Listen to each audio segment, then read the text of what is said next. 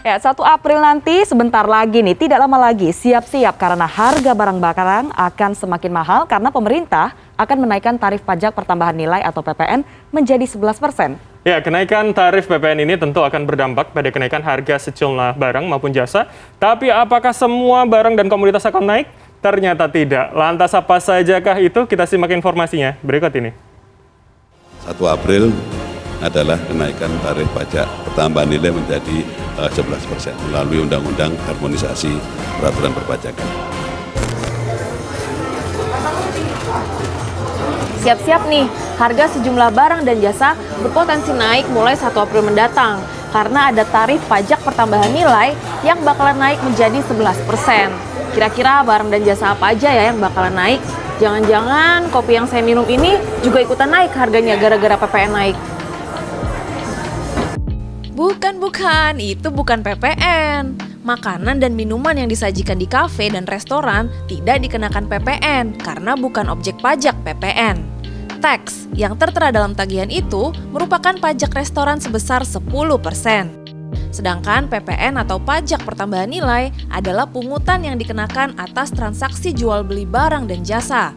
Pajak ini dikenakan kepada konsumen dan pemungutannya dilakukan oleh wajib pajak orang pribadi atau badan yang telah menjadi pengusaha kena pajak. Kemarin udah sempat baca-baca sih, tapi kenapa naik-naik mulu sih, apa-apa naik? Oh, baru tahu tuh Mbak. Barang yang kena PPN adalah barang kena pajak atau BKP, misalnya ponsel, mobil, motor, dan rumah. Begitu juga dengan baju di pusat belanja. Nah, kabar kenaikan PPN dari 10% menjadi 11% ini sudah berhembus sejak pertengahan 2021. Hal ini akhirnya tertuang dalam Undang-Undang tentang Harmonisasi Peraturan Perpajakan atau HPP dari revisi Undang-Undang PPN nomor 42 tahun 2009. Kemudian pada 1 Januari 2025, tarif PPN ditargetkan naik lagi menjadi 12%. Namun tidak semua barang dan jasa terkena PPN. Ada pengecualian atau pembebasan PPN yang diberikan kepada barang kebutuhan pokok, jasa kesehatan, jasa pendidikan, jasa pelayanan sosial, dan beberapa jenis jasa lainnya. Jadi, menurut pemerintah, perluasan basis PPN ini tetap mempertimbangkan asas keadilan dan kemanfaatan. Kenaikan tarif PPN ini menjadi sorotan banyak pihak, termasuk pelaku usaha. Pihak-pihak ini khawatir kenaikan PPN memicu kenaikan inflasi yang timbul dari tekanan terhadap daya beli masyarakat.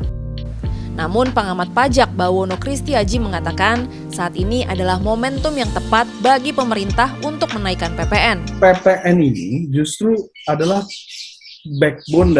salah satu backbone dari penerimaan pajak kita. Menurut Bawono, kenaikan PPN sebesar 1% tidak akan memberi dampak besar terhadap perekonomian bila dibandingkan dengan kenaikan pajak penghasilan. Tetapi kenaikan PPN bakal menjadi mesin bagi penerimaan negara yang lebih optimal. PPN berperan strategis bagi fiskal negara karena berkontribusi hingga 40% terhadap penerimaan pajak setiap tahunnya. Desi Aritonang, Yudhistira Satria, Jakarta.